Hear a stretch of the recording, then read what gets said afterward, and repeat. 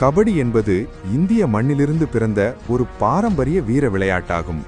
பழமையான காலங்களில் கிராமப்புற மக்களின் வாழ்வியலோடு இணைந்து உடல் வலிமை மற்றும் துணிச்சலை வளர்க்கும் விளையாட்டாக கபடி விளையாடப்பட்டது.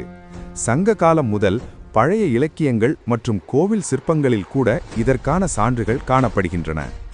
கிராம திருவிழாக்கள் மற்றும் பண்டிகைகளில் மண்ணாடியில் காலணி இல்லாமல் விளையாடப்பட்ட கபடி காலப்போக்கில் விதிமுறைகள் உருவாக்கப்பட்டு ஒழுங்கான போட்டி விளையாட்டாக மாறியது.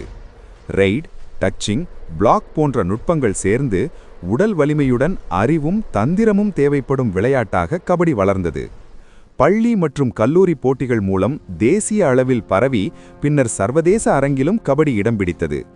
ப்ரோ கபடி லீக் தொடங்கிய பிறகு கபடி தொழில்முறை விளையாட்டாக மாறி பெரிய அரங்கங்கள், தொலைக்காட்சி ஒளிபரப்பு மற்றும் ரசிகர்களின் ஆதரவை பெற்றது.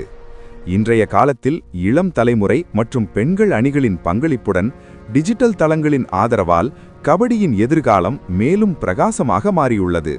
ஆகவே கபடி என்பது ஒரு விளையாட்டு மட்டுமல்ல, அது இந்தியாவின் மரபும் கலாச்சாரமும் ஆகும்.